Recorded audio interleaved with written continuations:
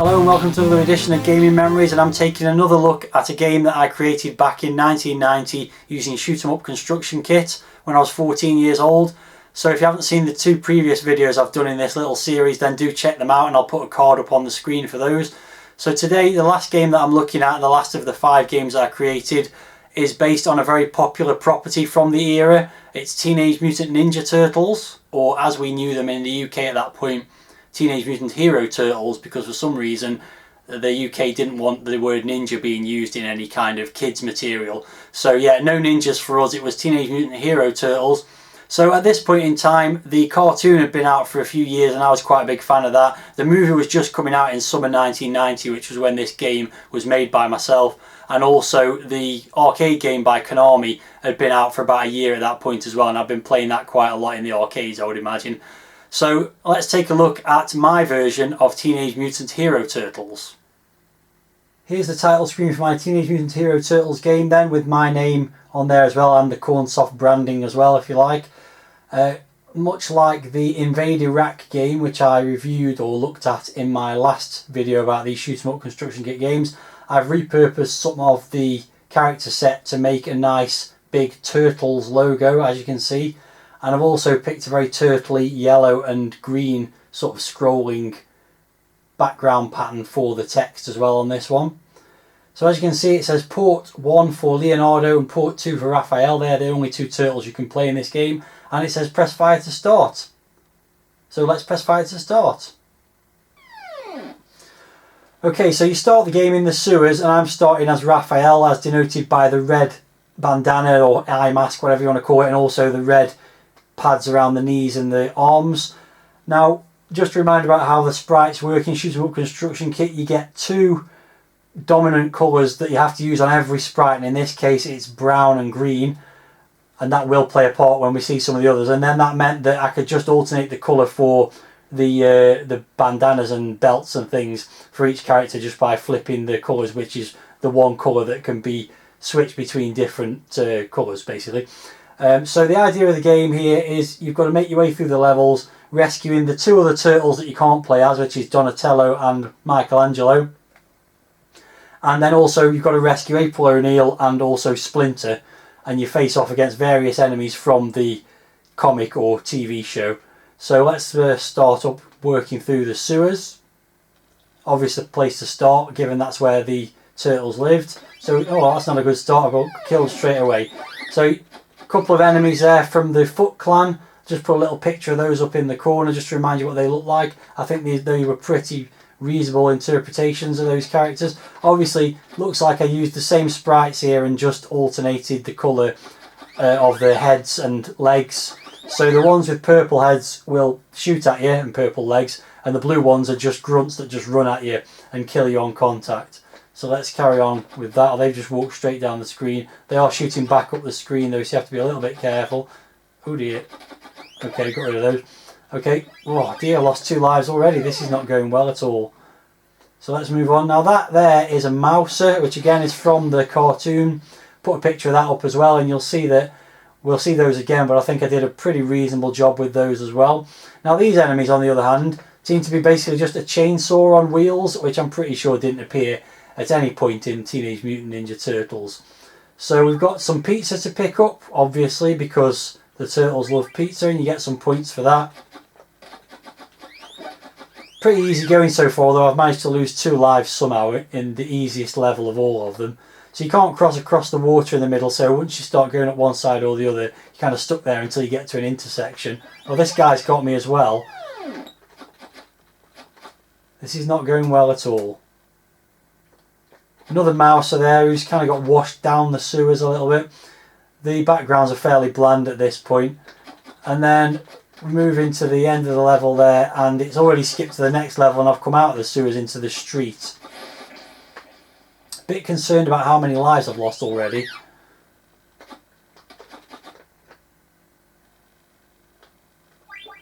So you can see on the streets I've got a big group of those Mousers, some of which don't go off the screen so you can still shoot.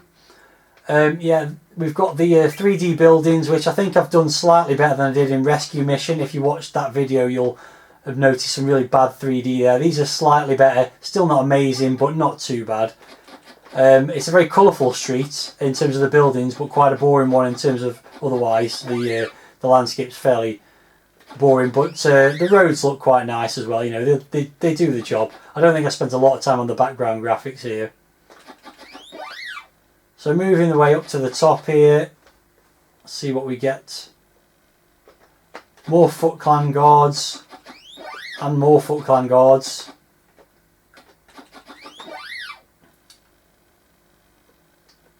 And here we come to our first end of level boss, if you like, and it's Bebop of Rocksteady and Bebop. And you've just got to shoot him a few times. Oh, he's shot me though. He's got a machine gun, he shot me, and I've killed him though, because it only takes about 4 or 5 shots to kill him. So he looked pretty good as well. I was going to put a picture up on the screen, but there's not really a lot of point now because I've already killed him, so you can't compare. But he didn't look too bad at an interpretation of Bebop. And here you can see April O'Neil chained across a door. And I couldn't do her trademark yellow jumpsuit because I needed to use the alternating colour from the sprites for her flesh colour. So she's wearing a green jumpsuit, which is close enough. I do brown hair and brown shoes and stuff, so it wasn't too bad. So let's just grab her. Rescued April. Not sure if I've got any points for that. And we'll move on to the next level in a few moments. Hopefully. Here we go. So here we go, level 3, and it's a pretty dull looking level at this point. We've got basically a room of some kind and a lot of grey background. Got some electro kind of things across the doorways there. I'm assuming they're going to kill me, so I'm going to try not to run into those. We've got some cans to pick up. I'm not sure if we saw those on the earlier levels or not. And we've got a load of trucks here which are quite badly drawn, it has to be said. Just overhead views of the trucks. So I guess we're in some kind of industrial area or something along those lines here. So I'm having to pick my way through quite carefully, excuse me, here, because I've only got 1 life left. What I am going to do though is obviously switch to the other character when I'm down to my last life. Pizza to pick up there. You can go through the middle of these 2 rooms. There's another pizza to pick up there. Really struggling to get my words out at the moment, it seems. So now we're working through the crates and stuff in this warehouse, like a loading yard or something like that, I guess. Picking up some power-ups or points-ups, they're not really power-ups. And then we've got a few more trucks. Oh no, that's another life gone. Right, okay. Primary thing here to do now then is to just pause the game and switch over to the other character. Okay, so here you can see I've started up with Leonardo now, and he throws swords. I don't think his rate of fire is quite as fast, but the swords go all the way to the edge of the screen. Whereas I've still got Raphael on the screen with his 1 life. His size, I think he can fire faster and more of them, but they don't go as far. One thing I didn't mention as well was I was quite proud of the life markers I used. If you look under the score there, you might not be able to make them out that clearly, but they're actually little turtle shells. And the other thing I haven't mentioned is when a character dies, which I'm going to kill Raphael off now. I've got a second joystick plugged in to do that. Let's try and get Raphael killed off. Here we go, this should do the job. Is that when they die, when a character loses a life, his head and arms and legs all go inside his shell, which I think is quite a cool death animation. So let's see how far we can get with Leonardo. A few more crates to work through.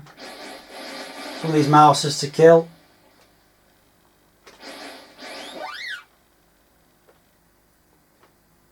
I feel like we're getting close to the end of this level now. I guess we'll find out in a minute. Yeah, okay, so here's Bebop's mate Rocksteady.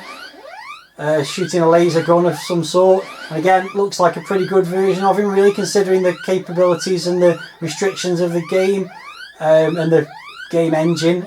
He's got a resemblance to a rhinoceros man type thing. So again, didn't really see him that clearly, but it didn't look too bad. So let's move into this room here, and you can see a bit of pizza there. And I'm assuming we're going to find our next captive to rescue here. And there he is. That's Donatello walking around the room. So just collect him. And we move on to presumably the next level in a moment. Yeah. Just the one guy wandering around that I can't kill. There you go. And there we are. Now we're on to the next level and we're in some kind of computer based area. I think if I remember rightly, it's basically supposed to be the lair of the baddies, Splinter in particular. So I'm expecting we're going to see Splinter at the end of this level, since there's not really many other baddies to kill as end of level bosses. So I'll continue to make my way through here. Graphically not too bad, I think, this one. There's some conveyor belt type things, I guess they're supposed to be. There's some pizza there, which is disappointingly out of reach that I can't pick up. The computer consoles look quite decent. Yeah, overall not too bad. Again, a lot of grey in the background, but I guess it's as good a choice as any of a colour to choose. Nothing really going on there. Now I seem to be in some kind of break room. There's suddenly a lot of enemies around. Nice to avoid all them and not get killed. Pick up that can off there and that pizza off there. So yeah, now I appear to be in the baddies break room based on all the tables, like the staff canteen for the Hood clan, or Foot clan, sorry, not the Hood clan. They wear hoods, but they're called the Foot clan for some reason. Never really understood that. There we go. So let's move on. There's oh, okay. They had you didn't see it very much, but they actually had Michelangelo as a captive there. And it was, I think that was Rocksteady and Bebop again, but they were on screen for such a short amount of time, I could barely make it out. So let's see what happens here. We've got some more enemies to kill. And yeah, here's Splinter in fetching brown and green, even though he would have normally have had an purple cape. I think I said Splinter then, I meant Shredder, of course. So yeah, not very good with the colours on Shredder there, but I didn't have much to choose from, I guess, by that point. I needed to have grey because of all his armour and stuff. So okay, so here's Michelangelo, who's trapped in amongst all those energy beam things. So I've got to be quite careful grabbing him here. And I managed to do it. And now I'm on to the next level. And this is Dimension X, which I'd totally forgotten about until revisiting this game. And, well, it's weird. And this is where we're going to see the final boss. It seems like I needed to tell whoever was going to play this that this is Dimension X, because it just looks like a load of random sprites thrown together. I feel like I might have got bored with doing the backgrounds at this point. So we've gone from light blue to dark blue. There's Bebop again with a load of Foot Clan guys, and now here's a load of mousers again, none of which I'm able to kill in time because they just dash across the screen so quickly. I think this is another one where the point where it pushes the scroll in is too far up the screen. Could do with being a bit lower so that you've got more stuff on screen. Okay, there goes the life. Just everyone appeared and ran over me and then disappeared. So we'll carry on. I've killed virtually nothing on this level. So now we've got a bit of road and some seats. I guess the idea is it's meant to be just a strange dimension. Yeah, you can see it's meant to be just all a bit weird looking by the looks of it. It's just a mishmash of the backgrounds from the previous levels for the most part. You've got all kinds of stuff going on. So either I just got bored and just laid out the level however I wanted to, or I intended to make it look this weird. Who knows what 14-year-old me was thinking. So there's Shredder again, wandering across the screen with a load of enemies that I can't kill. So I feel like we're getting close to the end now. Or maybe we're not, who knows. Okay, another... Oh, he's just got out of the way of him just in time. Another door to go through here. And yeah, Dimension X, can everyone remember whether it was meant to be just a weird alternate reality or something like that? I don't remember it at all. Or did I just make it up? Okay, so we've got a break room with a manhole in the middle of it. Yeah, this is just bizarre. Okay, and finally we've got Krang, the final enemy, who's quite well realised again. You've got the big dude that was sort of housed Krang, and then Krang sort of sat in the middle of him. And this I would say this looks difficult, except I can just shoot him from the side here, presumably. Yeah, I've killed Krang. Actually, the thing that surrounds him is still there and still shooting, sort of blocking this area. So I'm assuming I've got to go through here. Can't remember what the guy that housed Krang is called, but there he is. But yeah, you can't kill him. So let's see what happens when we move on. Okay, so now we've got Splinter held captive by some Foot Clan members next to a giant computer. So finally rescue Splinter, and I guess that's the end of the game, or maybe there's more.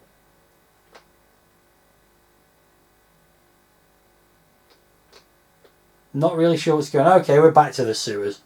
So there you go. That was a complete run through my version of Teenage Mutant Hero Turtles, or Ninja Turtles as the rest of the world knew it.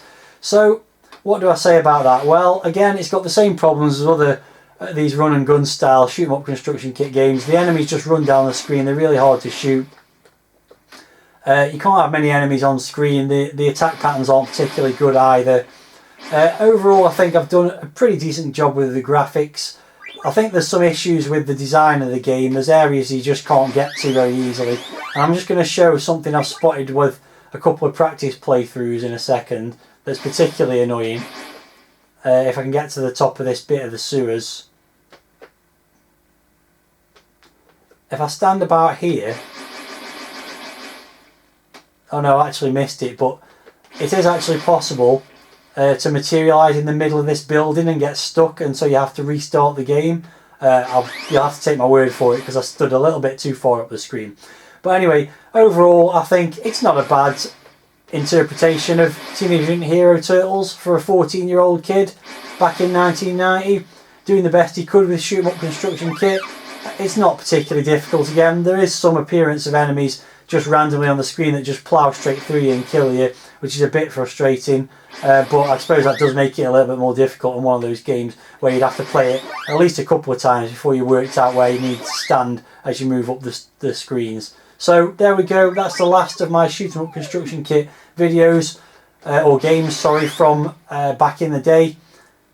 Let me know what you thought of this one in the comments, and I'll be back with another Gaming Memories video at some point in the future.